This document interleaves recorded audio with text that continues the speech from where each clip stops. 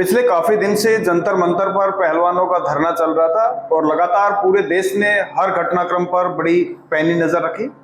आज आपको हम एक बड़ी खबर से रूबरू करा रहे हैं और बड़ी खबर यह है कि जो नाबालिग पहलवान थी उसने अपनी स्टेटमेंट में बदलाव किया। इसकी कई वजह रही हैं और आपको रूबरू कराते हैं नाबालिग पहलवान के पिता से। उन्होंने इस दौरान क्या क्या झेला और ये नौबत क्यों आन पड़ी कि उनको अपनी स्टेटमेंट बदलनी पड़ी। सर, सबसे पहले तो आपसे ये जानना चाहेंगे कि कैसे कैसे इतना घटनाक्रम हुआ और क्यों आपने बाद में इस तरह का स्टेप लिया। सर, पिछले 40 दिन से मैं लगातार धरने पे साथ हूँ। धरने पे जो, हाँ, ऐसा नहीं कि धरने पे साथ का मतलब हम वहाँ पे जाके बैठेंगे तो ही धरना साथ है। पहलवानों के साथ का मतलब ये अपने तन मन धन के साथ पहलवानों के साथ खड़ा था, खड़ा हूँ और खड़ा रहूँगा। पीछे नहीं हटे हम किसी भी चीज़ से।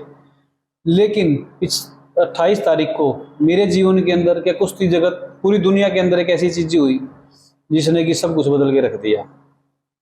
मैं एक अकेला व्यक्ति हूँ मेरे परिवार के अंदर।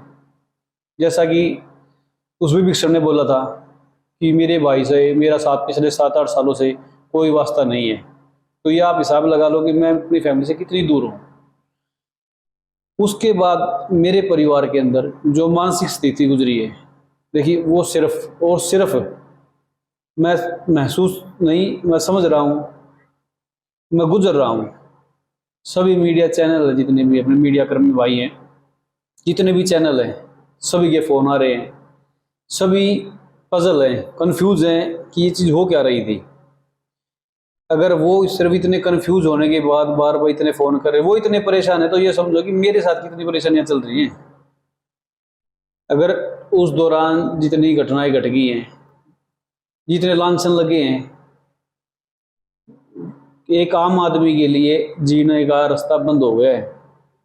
मैं एक मध्यम वर्ग से हूँ, मेरे को अपना परिवार भी चलाना है, समाज के अंदर बाहर भी निकलना है, हर चीज़ देखनी थी, हर चीज़ देखनी है। तो उस घटना के बाद इतना डिप्रेशन हो गया है परिवार के अंदर, जो कि सिर्फ अगर मैं शब्दों में बयां करूँ ना तो वो हो नहीं सकता। एक अकेला आदमी किस किस से लड़ेगा? समाज से लड़े, परिवार से लड़े, मीडिया से लड़े, या खुद के जीवन से लड़े। शायद एक आम आदमी के बस की इतनी चीज़ें नहीं है जितनी चीज़ें मैंने कर ली हैं। एक सवाल मेरा ये है और सीधा सवाल है, बेटी नाबालिग है या नहीं, क्योंकि इस पे सबसे ज्यादा सवाल उठ रहे हैं। सर, मैंने पहले ही बताया था कि बेटी नाबालिग है। जिस वक्त ये चीजें हुई उस वक्त भी नाबालिग थी। जिस व्यक्ति ने एलिगेशन लगाई, मैंने बोला था कि आप एक बार जरा उसका खुद का रिकॉर्ड तो चेक कर लो, कितने मुकदमे हैं उसके ऊपर। शायद ही ऐसा कोई अपराध होगा जो नहीं कर रखा होगा। छेड़खानी से लेकर के फिरौती तक के आपराधिक बैकग्राउंड है। मैं नहीं फेस कर सकता। अगर कल को सपोज करो वो अपराधी है, अगर मेरे पास और भी ठोस सबूत है जो समय आने पर मैं दिखाऊंगा लोगों के सामने। मैं ये नहीं कहना चाहता कि किसने धमकी दी है। परिवार है सर, उस प्रेशर के अंदर सपोज करो मेरे को कुछ हो गया तो मेरा परिवार बर्बाद, कौन संभालेगा? कोई नहीं है। भाई जितना साथ दे रहा है वो पूरी दुनिया ने देखा है। माँ बाप की जो प्रतिक्रिया है वो पूरी दुनिया ने देखी है। मेरे पक्ष में है, अभी पक्ष में है, साथ थे नहीं थे, वो सबने देखा है इस चीज़ों का। लेकिन मेरे माँ बाप तो आखिर माँ बाप है। आपको डर लग रहा है? बिल्कुल लग रहा था डर, कोई वो नहीं है। अभी कुछ दिन पहले एमडीओ के ऊपर एक केस हुआ था जिसमें एक बाइक वाले ने एक सिक्योरिटी गार्ड को उठा के फेंक दिया।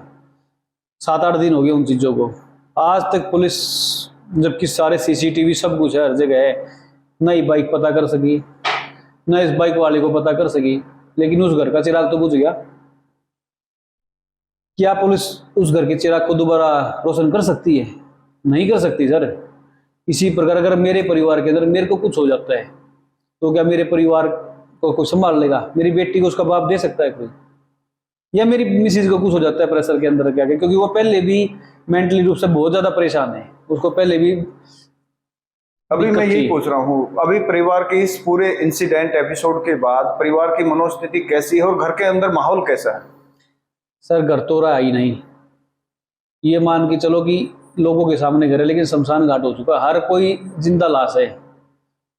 कोई किसी को बोलता है तो मुंह उधरा हुआ है, कुछ कह नहीं सकते, एक दूसरे को डिप्रेशन, इतनी चीजें हैं।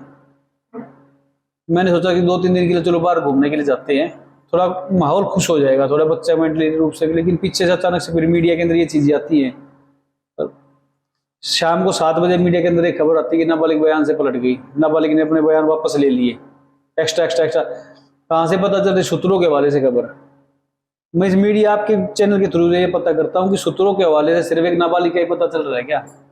इस देश के अंदर इतना घटनाक्रम हुआ है सूत्रों के हवाले से, किसी भी चीज का कुछ नहीं पता चला अभी तक। लेटेस्ट एमडीयू के अंदर वो गुजर गया है, क्या मीडिया के सूत्र वहां पे कोई काम नहीं कर रहे? तो वहां से ये सूत्र पता नहीं कहाँ से सूत्र आ रहे हैं। पता चल गई, चलो ठीक है भाई, पता चल रही, सभी को मैंने एक बार फोन करके चीज बता दी थी, भाई जो भी कुछ है कोर्ट के अंदर है, कोर्ट का डिसीजन आएगा, आप कर लो। आपने अब जो स्टेटमेंट चेंज की है बेटी ने, क्या है उस स्टेटमेंट में? सर उस स्टेटमेंट की क्या मैं बताता हूँ क्या है। ये सारा घटनाक्रम हुआ कहाँ से? जब एशिया चैंपियनशिप की जो ट्रायल हुई थी लखनऊ के अंदर 2022 को, कंप्लीट पार्शलिटी थी उसके अंदर। फाइनल कुश्ती स्टार्ट हुई, दिल्ली की लड़की के साथ फाइनल। देखो वो भी मेरी बेटी है, मैं नहीं कहता कि वो है, जितनी भी बेटियां रेसलिंग करती है, जितनी नहीं कर रही हैं, सभी मेरी बेटी है, क्योंकि एक बेटी का बाप मैं हूँ। मेरे को पता है कि एक बेटी का दर्द क्या होता है, मेरे से ज्यादा कोई नहीं समझ सकता। फाइनल कुश्ती हुई, दिल्ली के साथ फाइनल हुआ, दिल्ली का ही रेफरी उस कुश्ती के अंदर, दिल्ली का ही match chairman. As a rule possible है ही नहीं। कुश्ती स्टार्ट होने से पहले मैंने ऑब्जेक्शन उठाया कि सर कुश्ती खराब हो जाएगी। उनका सीधा एक जवाब था, कुश्ती लड़नी है तो लड़ो, नहीं तो विनर घोषित करते हैं। क्यों भाई, ऐसा क्यों है? आप कोई तो रूल फॉलो करोगे। दिल्ली का रेफरी कैसे हो जाएगा कुश्ती के अंदर? तो कुश्ती ऐसा नहीं कि कुश्ती के बीच में मैंने बोला, कुश्ती स्टार्ट होने से पहले एक चीज क्लियर कर दी थी कि सर दिल्ली के साथ फाइनल है और दिल्ली का आप रेफरी खड़े कर रहे हो, दिल्ली का मैच चेयरमैन खड़े हो, कौन सा रूल है? कुश्ती खराब होगी सर, कुश्ती हार जाएगी। उससे पहले मेरी बेटी का रीढ़ का ऑपरेशन हुआ है, सबसे हार्ड इंजरी, सबसे खतरनाक इंजरी शायद रीढ़ की हड्डी की होती है, स्पाइन की। उसकी रीढ़ की हड्डी को काट करके डॉक्टर ने एक टुकड़ा बाहर निकाल रखा है। डॉक्टर ने बिल्कुल चीज क्लियर कर दी थी कि भाई पहलवानी तो छोड़ दो, आप स्पोर्ट्स, पहलवानी नहीं कोई भी स्पोर्ट्स छोड़ दो, एक आम लाइफ के अंदर भी अगर इसने कोई हल्की सी भी चीज उठा ली भारी पर, जैसे पानी की बाल्टी को भी, कपड़े वाली चीज, क्योंकि बेटी है, इसको दूसरे घर में भी जाना है, बिल्कुल मना है। मैंने भी अपनी बेटी को बोला मैं बेटा कोई बात नहीं, क्या पता हमारी किस्मत में इतनी चीजें थी, लेकिन उसने हौसला दिया उस टाइम में, नहीं पापा अगर किस्मत में पैरालाइज होना होगा तो मैं हो जाऊंगी, लेकिन मैं कुश्ती नहीं छोड़ूंगी। 3 महीने कंप्लीट बेड के ऊपर थी, रेस्ट, बेड रेस्ट कंप्लीट 3 महीने। उठी है, 1.5 साल लगा रिकवर करने के अंदर, रात को उठ करके भी एक्सरसाइज कर रखी थी, फिट हुई है, नेशनल के अंदर एक तरफा गोल्ड दिया है। जो ये बोल रहे हैं ना कि कुश्ती खत्म हो गई है, कुश्ती से बचने के लिए चीज करे, भाई 3 साल हो गए लगातार हर नेशनल के अंदर एक तरफा गोल्ड है, तो कुश्ती कैसे खत्म होगी, कमजोर कैसे होगी? अभी मेरा एक सवाल सीधा है, अब ब्रिजभूषण पर क्या आरोप है? देखो ब्रिजभूषण के बारे में पहले वो चीजें मैं क्लियर करता हूँ क्या हुआ। इतनी मेहनत करने के बाद जब एक लड़की ट्रायल के ऊपर जा रही है, उसके साथ गलत कर दिया, तो उस वक्त उस लड़की के ऊपर मेरी नहीं, अगर किसी की भी होती तो क्या गुजरती? जिसने अपना 1.5 साल जीवन यो किया है कि भाई मैं नहीं वापस कुश्ती करूंगी, अगर सपोज करो कुश्ती के दौरान कुछ भी हो जाता तो पैरालाइज वहीं पर थी, लेकिन उसने हौसले नहीं आ रहे, उस हौसलों को के ऊपर पानी डाल दिया, मिट्टी डाल दी एक रेफरी के डिसीजन ने, एक जो वो जूरी थी उसने। क्यों वो दिल्ली का रेफरी खड़ा किया? जब मना कर दिया कि ऐसे रूल ये पॉसिबल ही नहीं है, कुश्ती से पहले ही ये चीज कर दी, लेकिन एक सीधी एक चीज आई, कुश्ती लड़ाओ तो ठीक है, नहीं तो उसको विनर घोषित कर रहे हैं। कुश्ती स्टार्ट हो गई, कुश्ती में पॉइंट हो गया, मैंने ऑब्जेक्शन फेंका, सर पॉइंट है, उन्होंने बोला नहीं है पॉइंट, मेरा ऑब्जेक्शन लो, आप एज ए रूल ऑब्जेक्शन तो लो। ऑब्जेक्शन उठा करके प्रॉपर वीडियो उस कुश्ती की जी, ऐसे नहीं है, और कोर्ट के अंदर वो दे रखी है चीजें प्रॉपर। मैंने बोला सर मेरा ऑब्जेक्शन, आप इसको एक्सेप्ट करो, अब वीडियो देखो, बोला नहीं है भाई, आपने मना कर दिया तो नहीं है। उसी एक पॉइंट से कुश्ती हार गई कि हरवा दी। अगर एक बेटी का पूरा 1 साल का फ्यूचर आपने बर्बाद कर दिया, इतनी मेहनत लगी है, एक गरीब घर का आदमी हूँ सर, ऐसा नहीं कि मैं टाटा बिरला हूँ या कोई फर्क नहीं पड़ता, अपना मकान बेच करके पहलवानी करवा रहा हूँ अपनी बेटी की, किसी के शासन से नहीं, किसी की स्पॉन्सरशिप से नहीं है, या किसी का कोई समाज से सहारा नहीं मिल रहा कि भाई कोई समाज मेरे को सहारा दे रहा करके। चलिए भेदभाव की बात समझ में आ गई कि भेदभाव किया गया, फिर ये भेदभाव छेड़छाड़ तक कैसे पहुंच गया जो बयान थे? ये चीज ऐसी हुई है, जब कुश्ती खराब होगी तो आग लगी थी सर, ऐसा हो रहा था कि गोली मार दूं, इतनी आग लगी है, 1 साल बर्बाद कर दिया। फिर ये चीज धरने वाली स्टार्ट होती है। देखो गुस्सा था हमारे अंदर, मैंने फेडरेशन के अंदर अपील भी करी थी, फेडरेशन ने सुनी नहीं मेरी, तो मैं कहाँ जाऊं? सुनाऊं जिसने सुननी है उसने सुनी नहीं, तो कहाँ जाए हम? तो उस गुस्से के अंदर आकर के देखो कुछ चीजें हैं, कुछ चीज सच भी थी जो हमने एप्लीकेशन दी थी, उसके अंदर कुछ चीजें गलत भी थी, कुछ चीजें ठीक भी थी। मैं आपके चैनल के माध्यम से बिल्कुल ये नहीं कि सब कुछ झूठ था या सब कुछ सच था, कुछ चीजें गलत थी, कुछ चीजें ठीक थी। मैंने सही और गलत जो भी चीज थी सुप्रीम कोर्ट में जज साहिबा के सामने जाकर के अपनी चीजें क्लियर कर दी है। ये कब किया है दोबारा क्लियर आप? ये 5 तारीख की बात है, ये 5 तारीख की। अब ब्रिजभूषण पर छेड़छाड़ के नहीं बल्कि भेदभाव के आरोप बिल्कुल है सर। अच्छा, एक सवाल और कि दिल्ली जंतर मंतर पर पहलवान बैठे हैं और पूरा देश से पहलवान भी, अलग अलग क्षेत्र के लोग भी, खिलाड़ी भी, सामाजिक संगठन भी, महिला संगठन भी, किसान भी, खाप पंचायतें भी उनका समर्थन कर रहे हैं, उनको सपोर्ट कर रहे हैं। आपके कोई पास आया किसी तरह का कोई सहारा, कोई संबल?